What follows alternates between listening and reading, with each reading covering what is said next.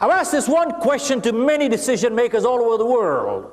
If there was one thing you'd like to see change that would make your organization more productive, what would it be? And guess what? Everybody came back with one word. Guess what that one word is? Come on, folks. And that one word is attitude. And people said if our people had a better attitude, we'd have a better teamwork, quality, bottom line would go up. The most important word in the English language today is the word attitude. There was a study conducted which said 85% of the time a person gets a job or a promotion is because of their attitude. 15% how smart they are, what facts and figures they know. And almost 100% of education dollars go to teach facts and figures, which accounts for only 15%. And what we are talking is the 85%. Folks, would you agree with that one word, attitude? Yes, no? Okay.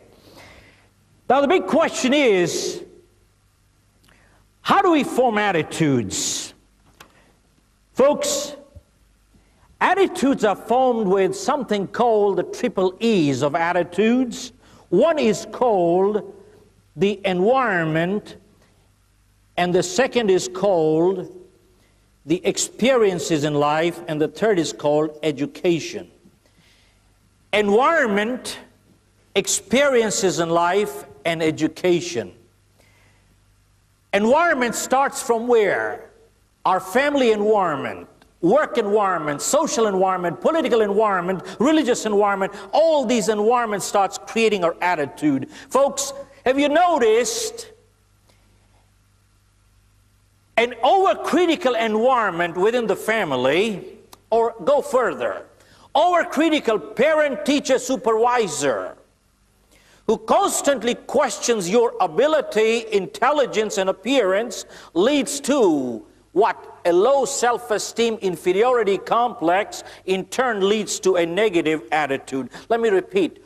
Overcritical parent, teacher, supervisor, who constantly questions your ability, intelligence, and appearance, leads to an inferiority complex, in turn leads to a negative attitude, overcritical. Now, that's one. Folks, work environment. Folks, have you noticed every family, every company, every country has a culture, or lack of it, even lack of it as a culture. You go to a shop, you find the salesperson polite, supervisor polite, manager polite, owner polite.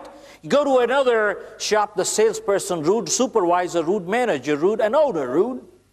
Go to another family, the kids are courteous, so are the parents, even the help is polite. You go to another family, kids are fighting like cats and dogs, and so are the parents, and even the help is rude. Folks, there's a culture running, and culture anywhere always starts from where? Always goes from bottom up or top down. Always top down, no exceptions to this rule.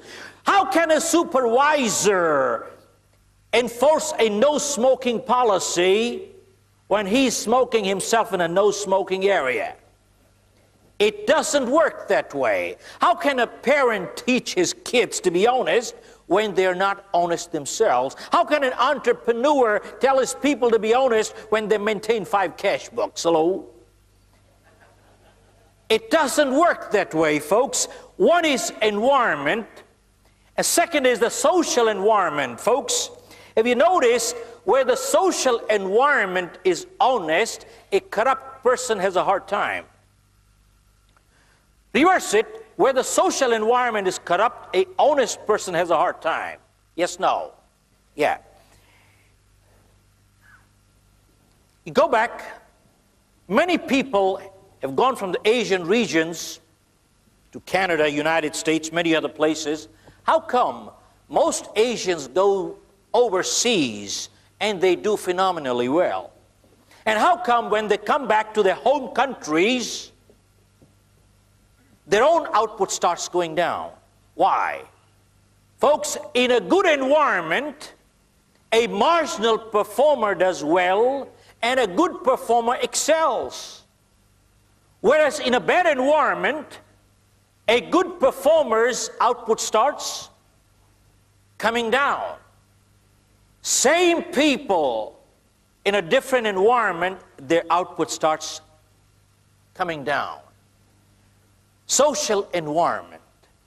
Then comes, folks, many times, political environment where the political uncertainties, people start looking short-term, they never start planning long-term. That starts affecting our attitude. And many times, people become fatalistic because of cultural environments too.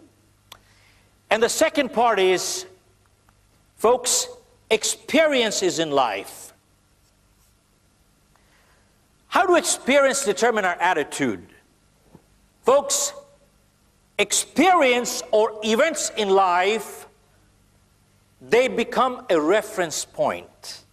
We draw conclusions from our experiences, and they become a guiding factor going forward in life. If I have a good experience with someone, going forward, I'm positive with that person. But if I have a bad experience with a person, then going forward, I am guarded with that person, because that becomes a reference point in my life.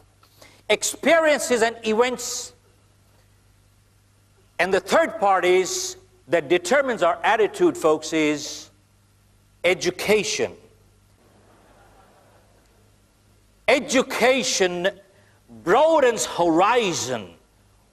It is up to us what we do with it, which depends on our value system. And folks, we're going to touch on values, and whenever we talk of values,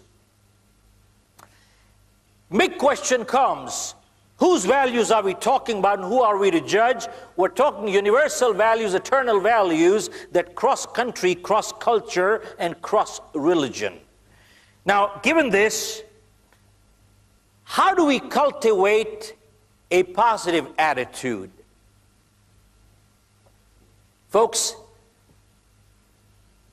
our mind is compared to a garden. Our mind is like a garden. If you plant good seeds, you will have a good garden.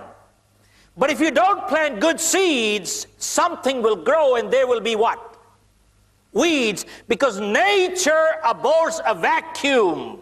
Either we have a positive or we have a negative. There is no neutral here.